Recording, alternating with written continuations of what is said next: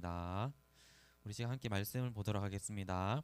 오늘 말씀은 마태복음 2장 13절에서 23절까지 말씀입니다. 마태복음 2장 13절에서 23절까지 말씀입니다. 신약 성경 2쪽과 3쪽에 있습니다.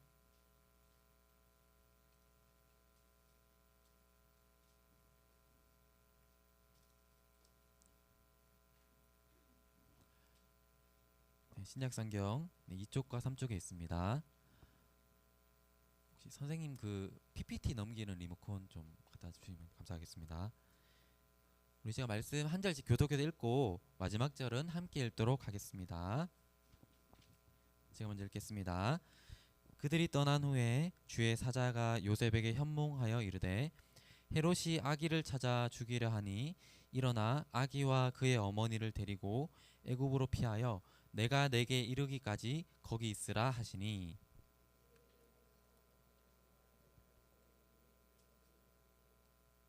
헤롯이 죽기까지 거기 있었으니 이는 주께서 선지자를 통하여 말씀하신 바 애굽으로부터 내 아들을 불렀다 함을 이루려 하심이라.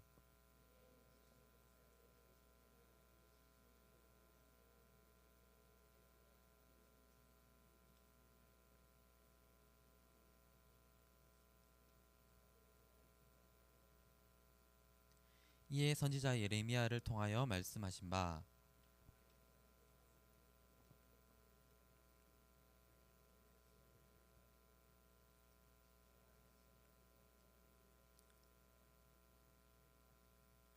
헤롯이 죽은 후에 주의 사자가 애굽에서 요셉에게 현몽하여 이르되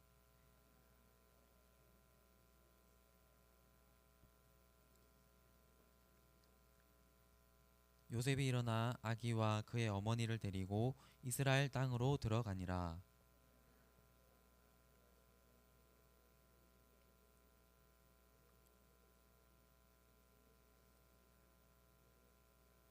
함께 읽겠습니다.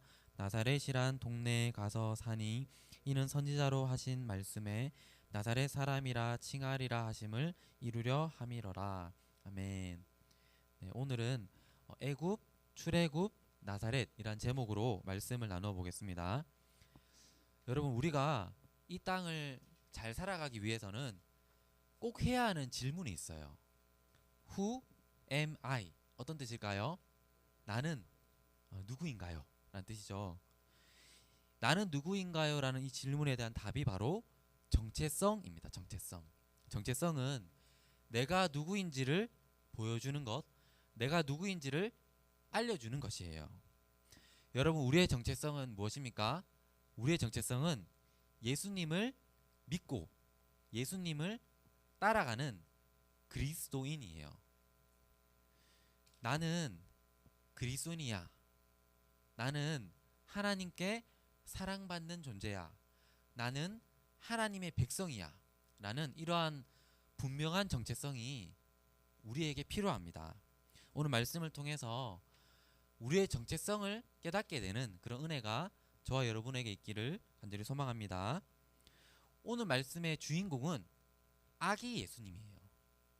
특별히 세 번의 어떤 장소의 이동을 통해서 예수님이 누구신지, 예수님의 정체성이 무엇인지를 우리에게 알려줍니다. 동시에 우리의 정체성이 무엇인지도 오늘 말씀을 통해서 알려주고 있습니다. 첫 번째 장소의 이동은 아기 예수님께서 애굽으로 가시는 것이고요. 그리고 두 번째는 애굽에서 나오시는 것, 출애굽이죠. 그리고 마지막 세 번째는 나사렛으로 가시는 거예요. 첫 번째는 애굽, 두 번째는 출애굽, 세 번째는 나사렛으로 가시는 것. 하나씩 살펴보면서 이 속에서 우리의 정체성이 무엇인지를 살펴보고자 합니다. 첫 번째부터 살펴보면은 첫 번째 아기 예수님께서 애굽으로 가시는 것. 오늘 말씀에서 13절부터 18절까지 나오는데요. 이 말씀 속에서는 하나님의 보호, 하나님의 보호하심을 받는다라는 정체성이 나와 있어요. 13절 말씀을 여러분 한번 보면요. 이렇게 되어 있죠. 그들이 떠난 후에 주의 사자가 요셉에게 현몽하여 이르되, 그러니까 천사가 요셉에게 꿈을 통해서 나타나셨다는 거예요. 나타나서 말하고 있어요. 지금 헤롯이 아기 예수님을 죽이려고 하니까 가족들과 함께 애굽으로 도망가라 라고 말씀을 전해 주었어요. 이 말씀의 앞부분에 보면은 그들이 떠난 후에 라고 되어 있죠. 여기서 그들은 동방박사들을 말합니다. 그러니까 동방박사들이 예수님의 별을 보고 먼 곳에서 예루살렘까지 왔죠. 그리고 헤롯 왕과 대화를 나눠요. 대화를 나누는데 헤롯 왕이 이 동방박사들에게 너희가 베들레헴에 가서 아기 예수님, 그러니까 유대인으로 왕으로 나신 분을 만나서 경배하고 난 다음에 그 위치를 돌아가는 길에 나에게 알려다오. 나도 그곳에 가서 유대인으로 왕으로 나신 그분께 경배하겠다 라고 얘기하니까 동방박사들이 알겠습니다 하고 약속했어요. 그런데 이 헤롯 왕의 말은 거짓말이었어요.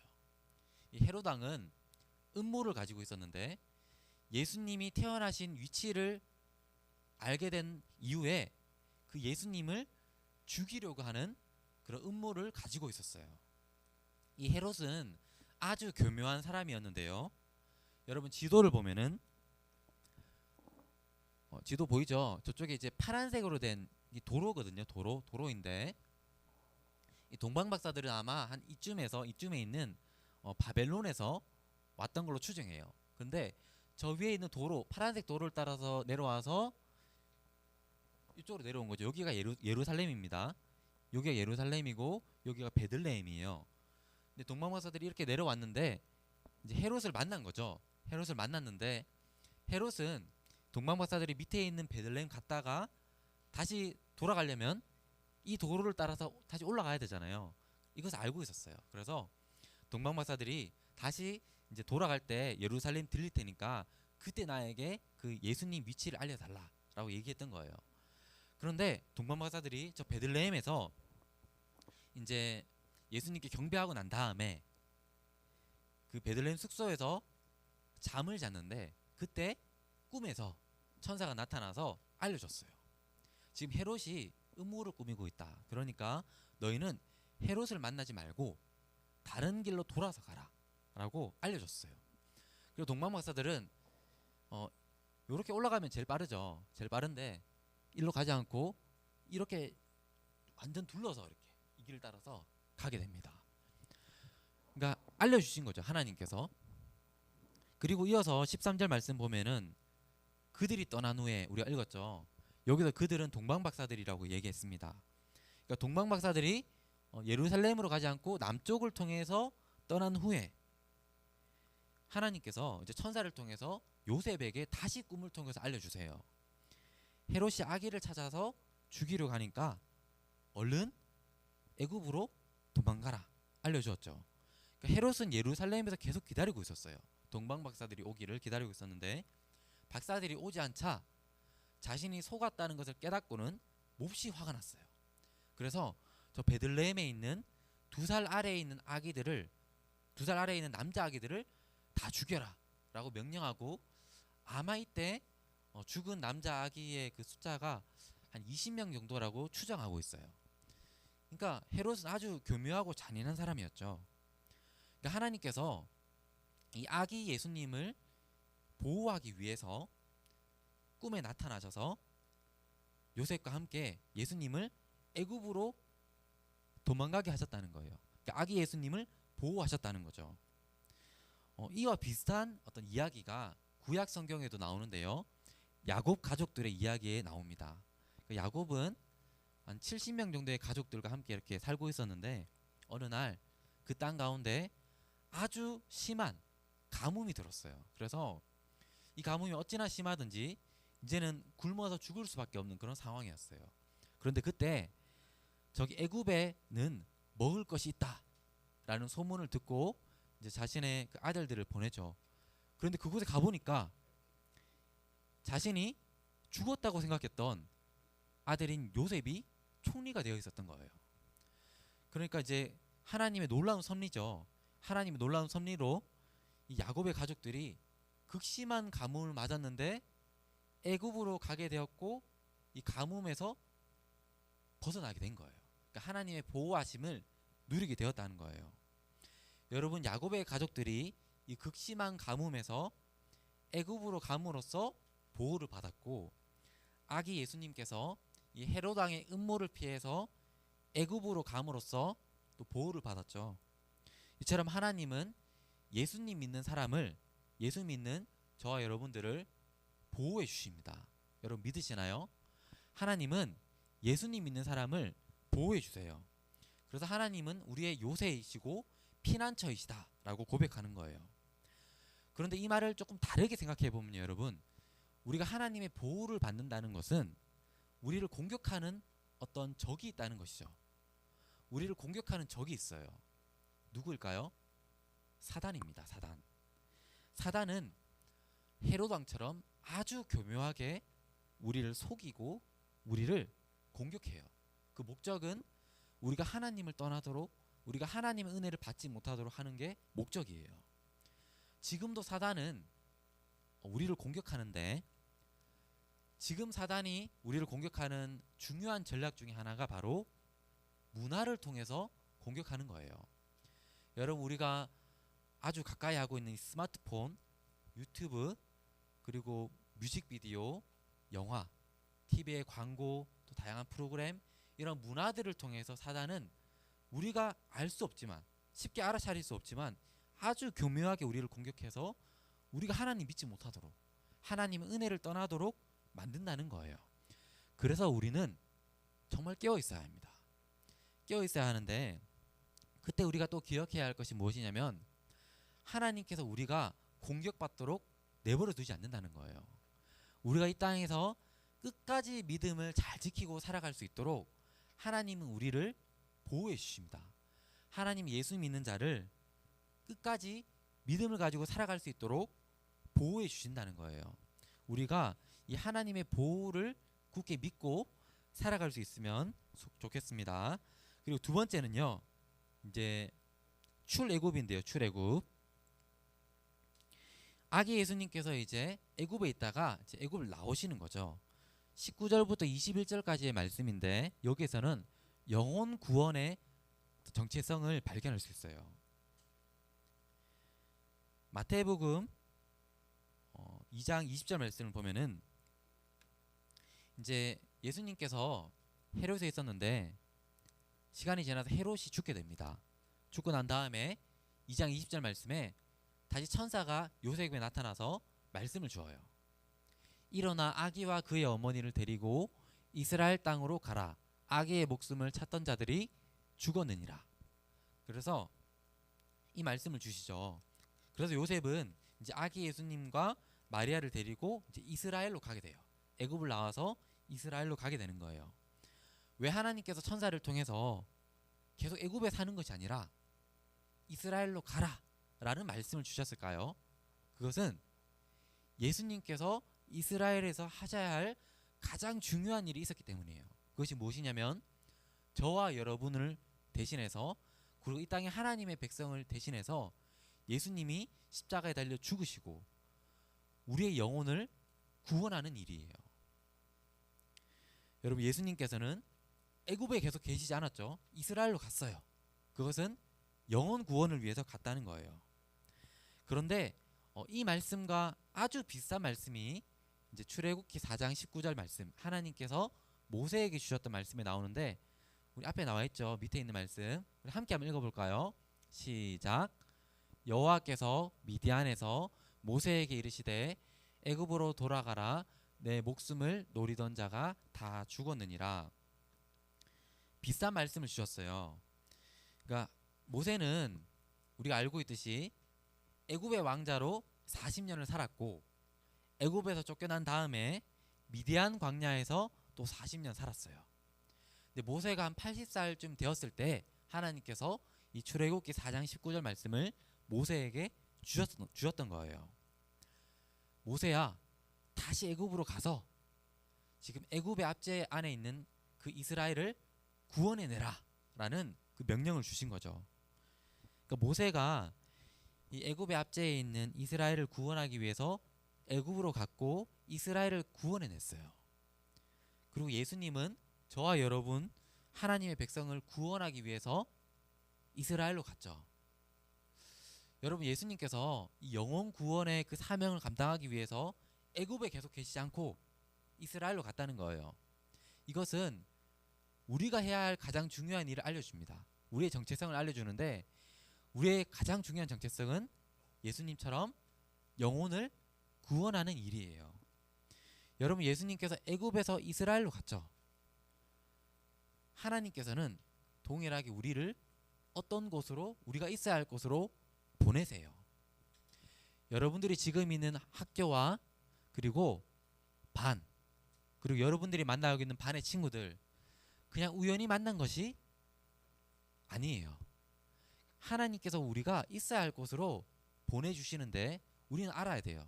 하나님께서 지금 내가 있어야 할 곳에 있고 만나는 사람들 만나게 해주신 것은 그들에게 복음을 전하고 영혼을 구원하기 위함이라는 것을 우리는 분명하게 알고 있어야 합니다.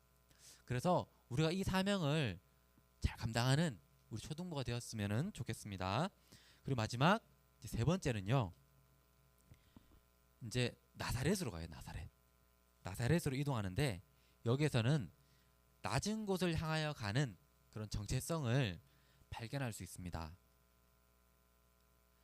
요셉이 이제 아기 예수님과 함께 이제 이스라엘로 왔어요. 애굽에서 이스라엘로 왔는데, 와 보니까 아켈라오라고 하는 사람이 이제 왕이 된 거예요.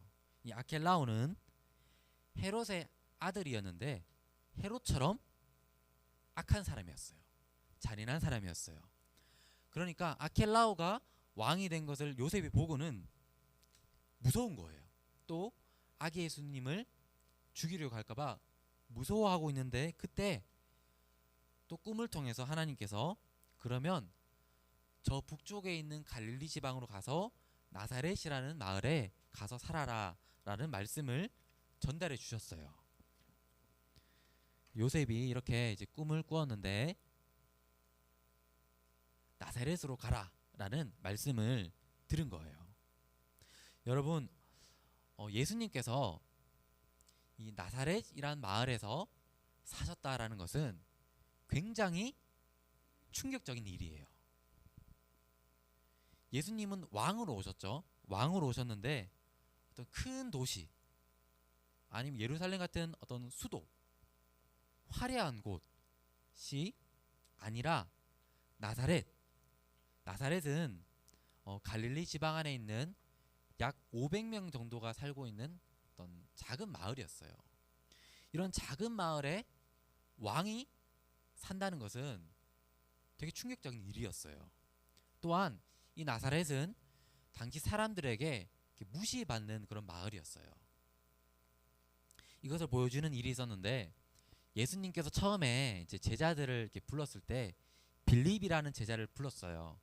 근데 빌립이 예수님을 만나고는 내가 드디어 메시아를 만났다 기뻐하고는 나다나엘에게 찾아갑니다. 이 나다나엘은 갈릴리 지방의 가나 출신의 사람이었어요. 그런데 나다나엘에게 내가 메시아를 만났어, 그분은 나사렛 예수님이야 라고 전해주었어요. 나다나엘의 첫 번째 반응이 무엇이었냐면, 나사렛이라고? 어떻게 나사렛에서 선한 것이 나올 수 있겠어? 이것은 그 당시의 사람들의 생각을 보여주는 거예요. 그 당시 사람들은 나사렛을 좀 이렇게 무시했어요. 그런데 예수님께서 어떤 화려한 궁전이 아니라 당시 사람들에게 무시받고 있는 나사렛 마을에서 사셨다는 거예요. 예수님은 공생의 사역을 시작하시면서도 하실 때에도 어떤 세리와 창녀들과 같은 사람들에게 무시받는 그런 낮은 사람들과 함께 하셨어요. 여러분, 예수님은 또 화려한 궁전에 계시지 않고 나사렛이라는 어떤 작은 마을, 사람들에게 무시받는 그런 마을에 사셨고, 예수님이 사역하실 때에도 낮고 힘없고 연약한 사람들과 함께 하셨다는 거예요. 예수님이 이처럼 이렇게 낮은 곳을 바라보셨어요. 여러분, 우리의 시선을 한번 이 시간 한번 돌아볼까요? 나는 이렇게 높은 곳을 바라보고 있나요? 아니면 예수님처럼 이렇게 낮은 곳을 바라보고 있나요? 사람들은 높은 곳을 좋아하죠. 그래서 다른 사람들보다 더 높아지고, 때로는 다른 사람을 짓밟아서라도 더 높아지고 싶어해요. 그런데 우리 주님은 이 땅에 사실 때 낮은 사람들, 나사렛 마을, 힘없고 연약한 사람들을 바라보시고 함께 하셨죠. 이처럼 예수님의 마음을 품고 있는 사람은 낮은 곳을 바라봅니다.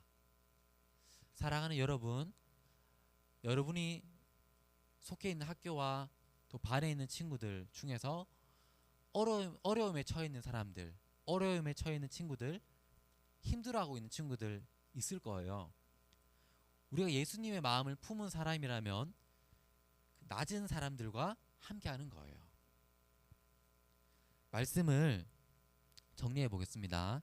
우리 오늘 세 가지 정체성을 보았어요. 세 가지 정체성을 보았는데, 첫 번째는 예수님께서 애굽으로 내려가셨을 때 하나님께서 그 아기 예수님을 보호하셨다. 이처럼 우리는 하나님께 보호를 받는 존재입니다. 이것을 꼭 기억했으면 좋겠어요. 그리고 두 번째는 아기 예수님께서 애굽에서 나오셨을 때 영혼을 구원하는 그 일을 위해서 이스라엘로 가셨죠. 이처럼 우리도 영혼 구원의 그 사명을 감당하는 것이에요. 마지막 세 번째는 예수님께서 정말 낮은 마을, 그 당시에 무시받던 나사렛이라는 마을에서 사셨는데, 이처럼 우리도 정말 낮은 곳을 향하는 삶을 살아야 한다는 거예요. 우리 이 시간 말씀을 기억하면서 기도할 텐데요, 우리 기도할 때 이 정체성을 내 안에 굳건하게 할 수 있도록 기도했으면 좋겠어요. 하나님, 저는 하나님의 보호를 받는 존재입니다. 제가 이것을 굳게 믿고 살겠습니다. 또 하나는, 하나님, 예수님이 그러하셨던 것처럼 저도 이 땅에서 영혼을 구원하는 그 사명을 감당하며 살겠습니다. 그리고 마지막 세 번째는, 하나님, 예수님이 이 땅에서 낮은 곳을 향하여 사셨던 것처럼 저도 낮은 곳을 바라보면서 살겠습니다. 우리 말씀 붙들고 이 정체성이 나의 삶이 될 수 있도록 소망하면서 기도하겠습니다. 하나님, 오늘은 말씀을 통해서 우리의 정체성을 다시 한 번 더 확인해 봅니다. 하나님, 저희는 하나님의 보호를 받는 하나님의 백성입니다. 하나님, 우리가 이것을 굳게 믿고 살아갈 수 있도록 도와주십시오. 나는 하나님의 보호를 받는 존재야. 나는 하나님의 보호를 받는, 하나님께 사랑받는 존재야. 하나님, 우리가 이것을 굳게 믿고 살기 원합니다. 하나님, 사단은 끊임없이 우리를 공격하고 하나님에게서 멀어지게 만들고 하나님의 은혜를 떠나게 만듭니다.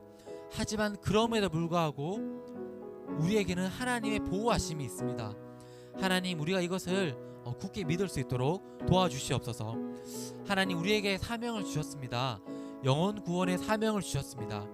이것이 우리의 정체성입니다.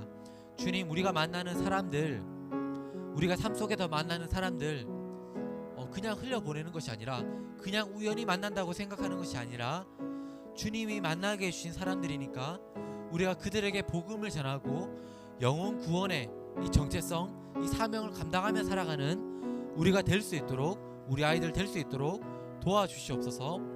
하나님, 우리가 이 땅을 살아갈 때에 이 세상의 사람들처럼 높은 곳을 바라보며 살아가는 것이 아니라 낮은 곳을 바라보며 살아가기 원합니다. 주님이 이 땅에 오셨을 때에 낮은 곳을 향하여 사셨던 것처럼 나사렛 마을, 무시받는 마을, 약하고 약한 마을, 또한 이 땅의 삶을 사셨을 때에 가난하고 약한 자들과 함께 하셨던 것처럼 우리도 낮은 사람들과 함께하기 원합니다. 우리의 시선이 높은 곳을 향하는 것이 아니라 낮은 곳을 바라보며 살아갈 수 있도록 우리의 시선을 바꾸어 주시옵소서. 하나님, 저와 우리 모든 귀한 아이들, 우리 모든 선생님들, 우리의 시선을 바꾸어 주셔서 낮은 곳을 바라보며 살 수 있도록 도와주시옵소서. 우리 이제 한 가지 더 기도할 텐데요. 이제 성경학교가 정말 얼마 남지 않았습니다. 이번 성경학교는 새롭게 하시는 예수님이라는 그 주제로 나아갑니다. 여러분이 성경학교를 통해서 이 새롭게 하신 예수님을 만나기를 정말 사모하셨으면 좋겠어요. 여러분, 우리의 인생의 성공은 다른 어떤 것이 아니라 예수님을 만나고 예수님을 따라가는 것에 달려 있습니다. 이 성경학교를 통해서 정말 예수님 만나고 싶어요. 이 제목 가지고 여러분 간절히 기도했으면 좋겠어요. 이 성경학교 가운데 예수님 만나고 싶습니다. 나를 만나주세요. 내 삶의 주인 되어주시고 내 삶의 표대 되어주시고 내가 오직 주님만 따라가는 삶 살 수 있도록 도와주세요. 이 제목 가지고 한 번 더 기도하겠습니다. 하나님, 이제 성경학교가 정말 얼마 남지 않았습니다. 새롭게 하시는 예수님이라는 주제로 나아갑니다. 우리를 찾아와 주시고 우리를 만나 주십시오. 특별히 우리 아이들, 하나님, 우리의 마음을 빼앗는 것이 이 세상에 얼마나 많은지 모릅니다. 하지만 우리 아이들 이 성경학교를 통해서 이 세상에 정말 주인이신 예수님, 우리의 모든 것 대신 예수님, 우리를 새롭게 하실 수 있는 예수님 만날 수 있기를 간절히 사모합니다. 주님, 찾아와 주시고 우리 아이들 만나 주시옵소서. 그래서 우리 아이들의 주인이 되어 주시고 표대가 되어 주시고 이 삶의 나침판이 되어 주시옵소서. 우리 아이들이 성경학교를 통해서 살아계신 주님 만나고 그 삶이 변화될 수 있기를 간절히 소망합니다. 주여, 역사하여 주시고 하늘의 문을 여시고 큰 은혜를 우리 초등부 가운데 내려 주시옵소서.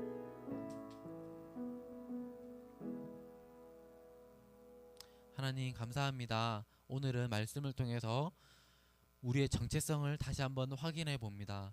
우리는 그리스도인입니다. 우리 하나님의 백성입니다. 우리는 하나님께 보호를 받는 존재고 우리는 이 땅에서 영혼을 구원하는 사명을 가진 존재이며 우리는 특별히 높은 곳을 바라보지 아니하고 주님처럼 낮은 곳을 바라보며 살아가는 그리스도인입니다. 우리가 이 정체성을 굳게 붙들고 살아가는 삶 살 수 있도록 인도하여 주시옵소서. 이 모든 말씀 예수님 이름으로 기도합니다. 아멘. 주기도문 하겠습니다.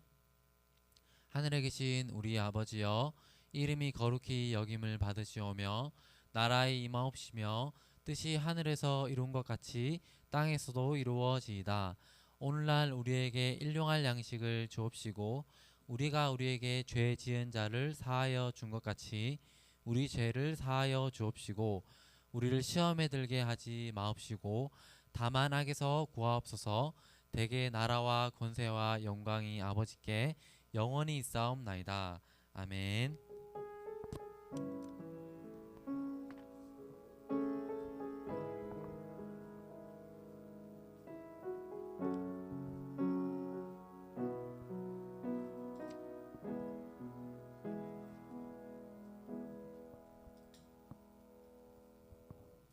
예, 광고하겠습니다. 안녕하세요. 오늘 또 예배드리러 오신 우리 친구들 너무 환영하고 축복합니다. 이번 주 암송 구절은 마태복음 2장 23절 말씀입니다.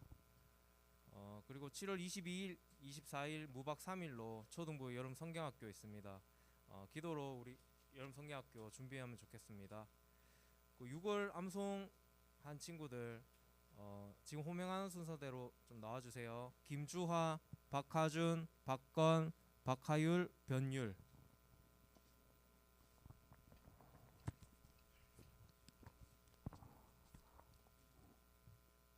네, 김주화 오늘 안 왔나요? 박하준, 박건, 하율, 변율, 변율 뭐냐? 김주아, 유리 안 왔나요? 아, 예. 암송 잘하셨습니다. 차렷 경례 들어가시면 됩니다. 예, 생월자 김예나, 염혜미, 이은혜.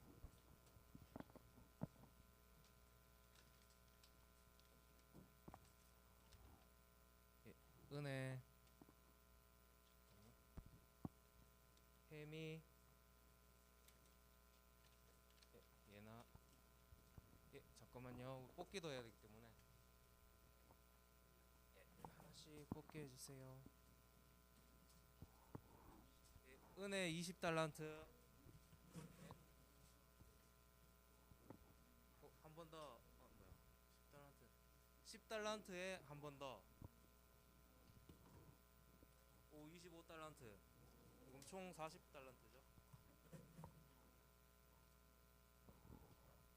이게 뭐야? 예, 20달란트. 예, 그리고 우리 축복송 불러드리겠습니다. 앞으로 좀 봐주시고. 예, 생일 축하합니다. 자, 앞으로 자, 축복송 부르겠습니다. 시작.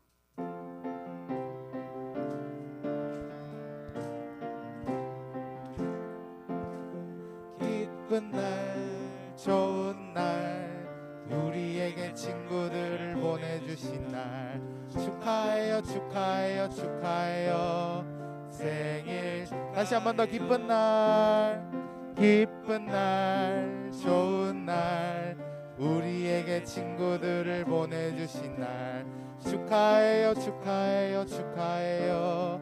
생일 축하해요. 예, 생일 축하해요. 네, 자리로 가시면 됩니다. 그리고 우리 다음 주는 성경금 드리는 날입니다. 선교지를 위해 기도합시다. 그리고 마지막 광고입니다. 우리 김예찬 선생님 7월 18일 날 입대를 합니다. 지금 앞으로 나오셔서 인사 한 말 들어보겠습니다.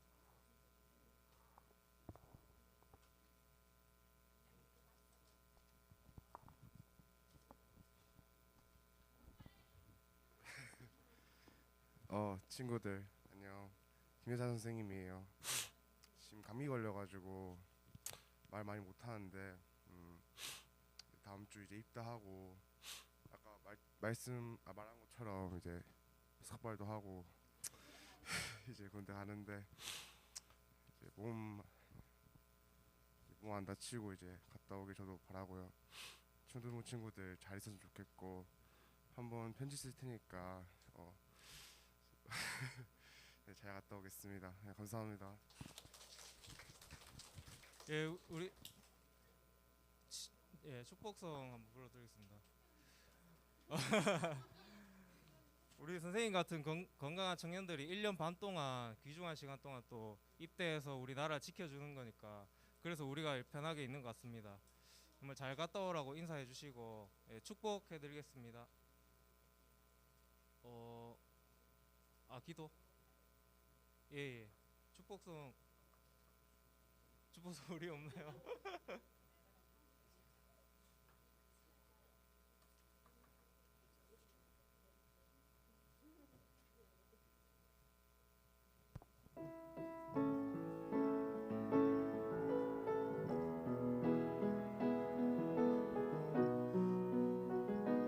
너는 시냇가에 심은 나무라.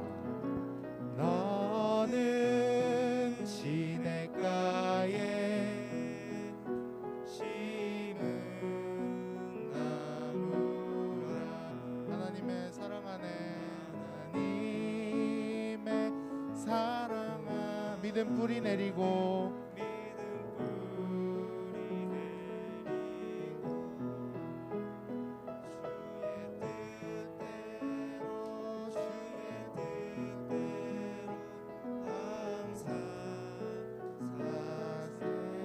다시 한 번 더. 너는 시냇가에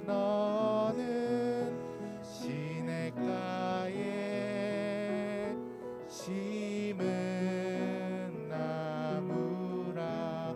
하나님의 사랑 안에 믿음 뿌리 내리고 믿음 뿌리 내리고 주의 뜻대로 주의 뜻대로 때로 주의 항상 사세요. 예, 우리 전사님 기도로 우리 함께 같이 한번 기도할게요, 여러분. 기도하겠습니다. 하나님, 외찬 선생님 이제 곧 군대를 가게 됩니다. 하지만 어디에 가든지 간에 오늘 말씀처럼 하나님의 보호하심이 있을 줄 믿습니다. 하나님께서 늘 함께하여 주시고 또 가는 곳마다 주님의 사랑을 드러내고 주의 복음을 드러내는 복된 삶 살 수 있도록 인도하여 주시옵소서. 군생활하는 가운데 주님 만남의 복을 허락해 주셔서 좋은 사람들 만날 수 있도록 인도해 주시고 강건할 수 있도록 또 지켜주시며 군생활을 통해서 더욱더 믿음이 강하여지는 믿음의 사람으로 세워줄 수 있도록 인도하여 주시옵소서. 주님께서 눈동자처럼 지켜주시고 함께 하실 것을 믿고 이 모든 말씀 예수님 이름으로 기도합니다. 아멘. 조심히 몸 건강하게 잘 갔다 오시기 바랍니다. 예, 광고 이상입니다. 분방 공부하시면 됩니다.